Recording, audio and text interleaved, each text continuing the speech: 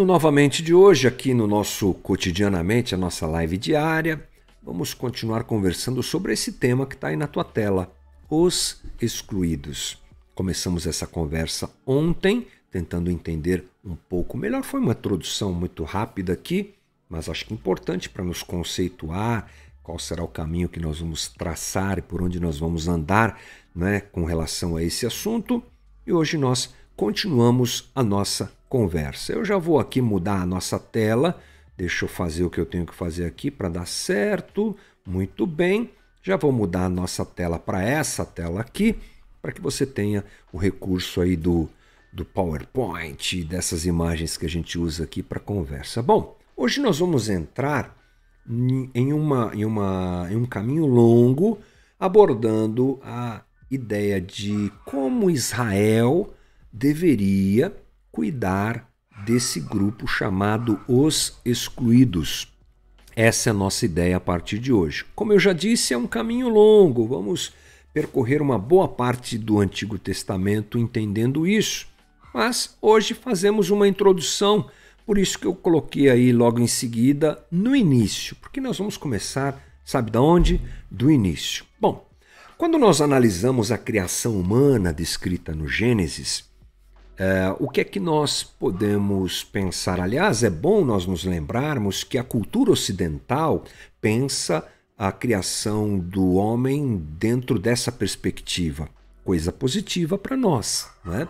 Então, quando nós olhamos para a criação humana, nós percebemos claramente, não é difícil de perceber, que Deus dá ao homem um valor intrínseco, exclusivo ao próprio homem, inclusive diferente do resto da criação. O homem é criado de uma forma diferente e ganha um valor diferente. Quando a gente estuda o Antigo Testamento, estuda a criação, nós percebemos que Deus realmente cria o homem como um vice-rei. Esse é um termo bem comum nas análises, nos comentários, nos estudos a respeito da criação. O homem é realmente colocado para dominar e cuidar da criação. Isso dá a ele um aspecto diferenciado, tanto que Deus declara que o homem é feito à sua própria imagem e semelhança. Você deve se lembrar muito bem o que está em Gênesis 1:26, está aí na tua tela. Então disse Deus, façamos o homem à nossa imagem, conforme a nossa semelhança, domine ele sobre os peixes do mar, sobre as aves do céu, sobre os animais grandes de toda a terra e sobre todos os pequenos animais que se movem rente ao chão. Ou seja, Deus cria o homem à sua imagem e semelhança e dá a ele algo bem diferenciado, como eu já disse aqui, uma superioridade ao resto da criação.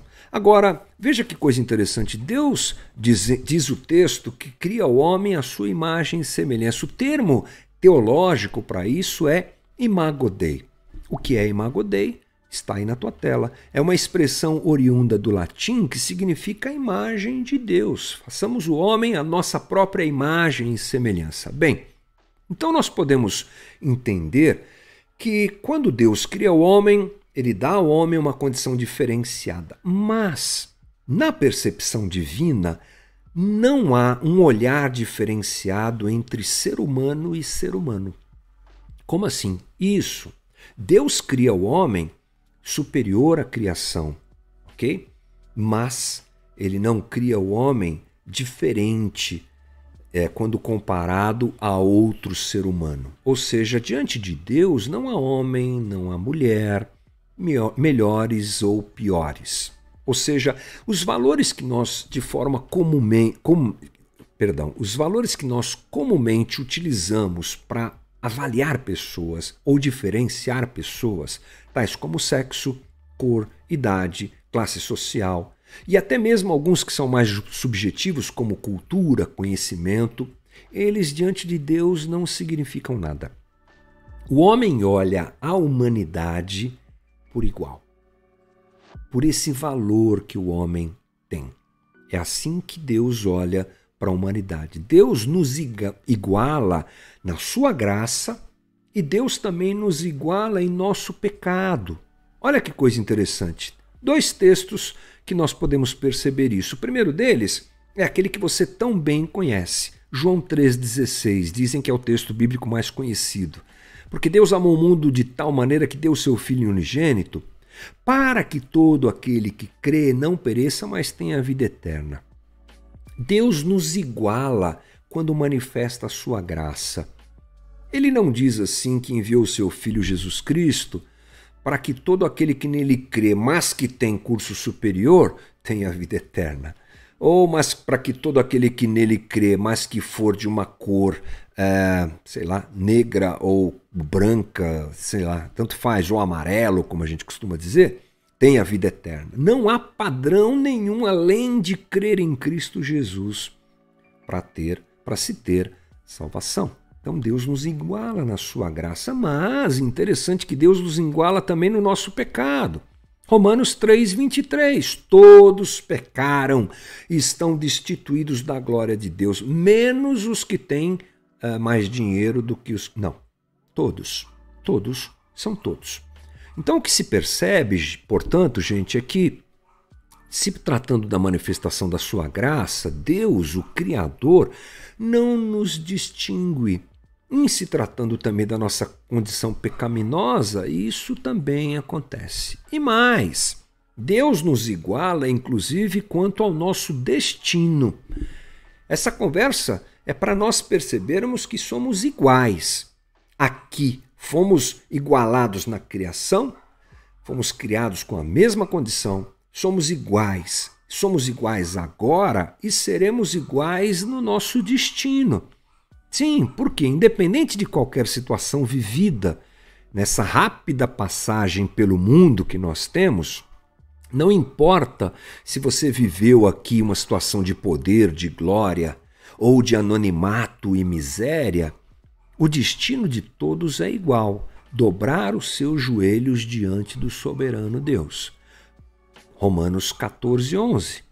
Porque está escrito, por mim mesmo jurei, diz o Senhor, diante de mim todo joelho se dobrará e toda língua confessará que sou Deus. O que, portanto, nós entendemos nesse primeiro momento da nossa conversa, e essa é a tônica aqui, é que todo homem é a imagem e semelhança de Deus e todo homem tem seu valor. Ou seja, nós somos iguais e devemos nos relacionar a partir dessa percepção de que todos somos iguais. Deus criou o homem para se relacionar, portanto, de maneira igualitária para com o seu próximo. Esse é o plano original de Deus. Deus não tinha em seu coração o desejo de ver seres humanos explorando uns aos outros. Pode ter certeza disso. Russell Shedd afirma o seguinte: a relevância de longo alcance da verdade sobre as origens humanas é resumida no mandamento bíblico de amar ao próximo como a si mesmo. Isso está em Levítico 19:18. Não procurem vingança, nem guardem rancor contra alguém do seu povo, mas ame cada um seu próximo como a si mesmo. Eu sou o Senhor, lei divina, entregue por Deus a Moisés, reafirmada por quem? Nada menos que Jesus. Em Mateus 22:39, ame o seu próximo como a si mesmo. Acontece que esse ideal divino, gente, se perde. Ele não se perpetua. Por quê? Porque nós escolhemos uma ruptura com Deus, uma ruptura com a sua direção para nós. Nós nos auto-idolatramos, o nosso egoísmo tomou conta de nós, e digo isso como parte da humanidade. Não foi só Adão que fez isso. Aliás, tradução para a palavra que dá origem ao nome Adão também é humanidade. Nós estávamos lá e nós escolhemos abraçar o nosso egoísmo e o nosso hedonismo, valorizando acima de tudo a nós mesmos. Imediatamente após essa ruptura, que nós chamamos de queda, mas é interessante pensar que não foi uma queda, foi uma tentativa de subir, né? A gente chama de queda uma tentativa de chegar aos céus, uma tentativa de ser igual a Deus, porque essa foi a conversa da serpente com Eva, mas esse é um papo para outro dia. Logo após isso, desvirtuado por aquela situação, Adão imediatamente aponta para Eva para dizer que a culpa de tudo que tinha acontecido havia sido dela. Olha como as coisas mudaram. Disse o homem: foi a mulher que me deste por companheira que me deu o fruto da árvore e eu comi. Pronto. Já não é mais a minha companheira. Já não é mais a carne da minha carne e ossos dos meus ossos. Ela é aquela que o Senhor me deu, a mulher que o Senhor me deu. Veja como tudo muda. A história bíblica, portanto, nos mostra que o desejo humano de domínio sobre o próximo, ele se expande. Ele não para no primeiro casal, ele se expande, alcança a descendência de Adão e Eva, e os irmãos Abel e Caim têm o primeiro conflito, e a consequência disso é o homicídio, como está em Gênesis 4:8. Dessa forma, gente, o gênero humano se mostra irremediavelmente inimigo de si mesmo. Nós nos tornamos inimigos uns dos outros. Bem, a partir dessa realidade, o que é que nós podemos pensar sobre Deus? Como Deus lida com isso? A sua criação máxima, aquilo que ele desejou e criou para andar em comunhão e de maneira igualitária, se rebela contra ele e ataca um ao outro. A partir daí, como nós imaginamos o pensamento de Deus? Como Deus imagina a exploração, o mal, a diferença, a extorsão, todas as práticas decorrentes desse caminho que o homem escolheu seguir? Bem, a resposta para isso, é uma resposta bíblica, é que o Deus de Israel, ele se torna, ele se apresenta Senhor dos esquecidos, dos injustiçados, dos fracos, dos oprimidos e dos pobres. Muita gente torce o nariz para essa afirmação. Quando alguém diz que Deus é o Deus que se aproxima mais dos pobres, tem muita gente que não gosta. A gente vai tratar isso no decorrer dessa conversa toda, que vai demorar um bocado de tempo, mas eu acho que nós vamos encontrar respaldo bíblico para isso. De alguma maneira, Deus não quer que o homem tenha intrigas entre si ou com o próximo. Ele nos determina: ame o próximo como a você mesmo. Mas diante da realidade da exploração, Deus fica com o explorado. Olha que coisa interessante. Olhe você, por exemplo, a definição de jejum apresentada em Isaías 58. O jejum que eu desejo não é este? Soltar as correntes da injustiça, desatar as cordas do jugo, pôr em liberdade os oprimidos e romper todo jugo? Não é partilhar sua comida com o faminto, abrigar o pobre desamparado, vestir o nu que você encontrou e não recusar ajudar o próximo? Aí sim, a sua luz irromperá como a alvorada e prontamente surgirá a sua cura, a sua retidão irá diante de você e a glória do Senhor estará na sua retaguarda. Interessante que a definição de jejum apresentada por Deus aqui tem como alvo o cuidado com o menos favorecido, né? Mas nós expandimos isso começando a olhar para Israel. A realidade de que Deus cuida dos oprimidos, ela se apresenta justamente no olhar que nós podemos dar a Israel. Você sabe que Israel é o povo criado por Deus para que o Messias viesse, né? Como aconteceu. Mas, muito interessante a gente se lembrar que Deus ele se apresenta a Israel claramente como Deus Todo-Poderoso quando Israel está dentro do Egito. Quando Israel está lá sofrendo, quando está lá sendo oprimido, é que Deus se apresenta.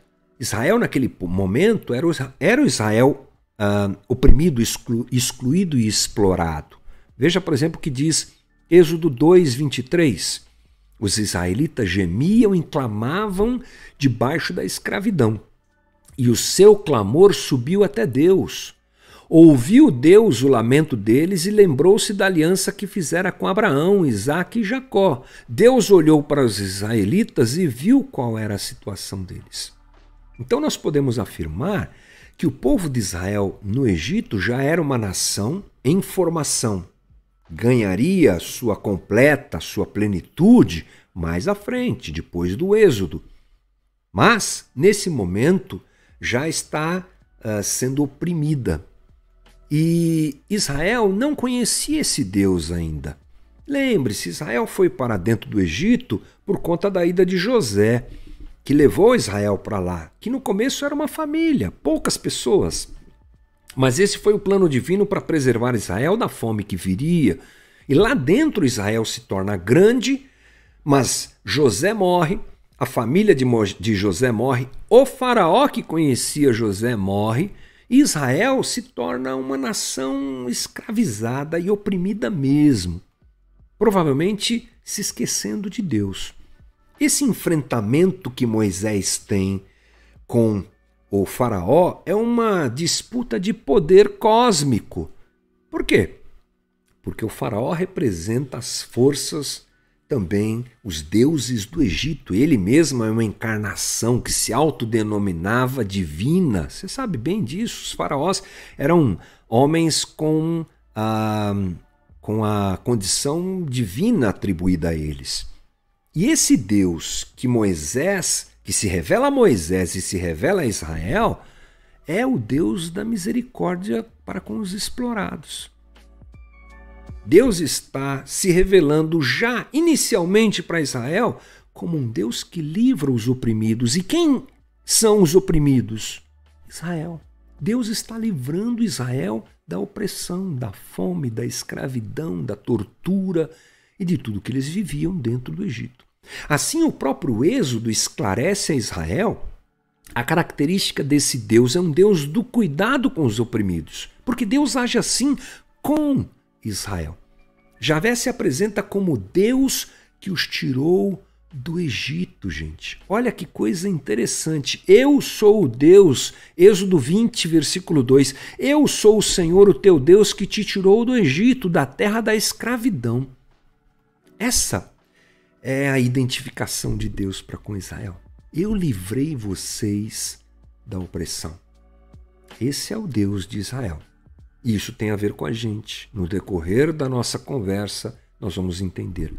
Nós, então, chegamos à seguinte conclusão, que Israel conhece Javé a partir da sua ação libertadora para com os oprimidos. Essa, inclusive, é a sua identificação. Eu sou o Deus que tirou vocês da terra da escravidão. É assim que Deus se identifica. O estudioso Pixley diz o seguinte: um Deus que legitima a opressão dos camponeses, por mais solene que se apresente seu culto, não é um Deus verdadeiro, pois o Deus verdadeiro é unicamente aquele que ouve o clamor dos oprimidos e os liberta da opressão. Essa é a nossa conversa de hoje. Começamos a entender melhor como Deus se apresenta e hoje entendemos que Deus criou o homem de forma igualitária. A queda, conhecida assim por nós, criou essa inimizade que se perpetua desde então, onde um explora o outro. E o Deus do cristianismo, o Deus que nós cultuamos, adoramos e a quem entregamos a nossa vida, ele se apresenta à nação que cria como Deus que livra o homem da opressão e que está ao lado dos oprimidos. Esse é o nosso Novamente de hoje. Espero que dê para a gente se aprofundar um pouco mais nessa conversa nos próximos dias e vamos juntos, trilhando esse caminho e aprendendo melhor qual é a visão bíblica sobre o trato com os excluídos.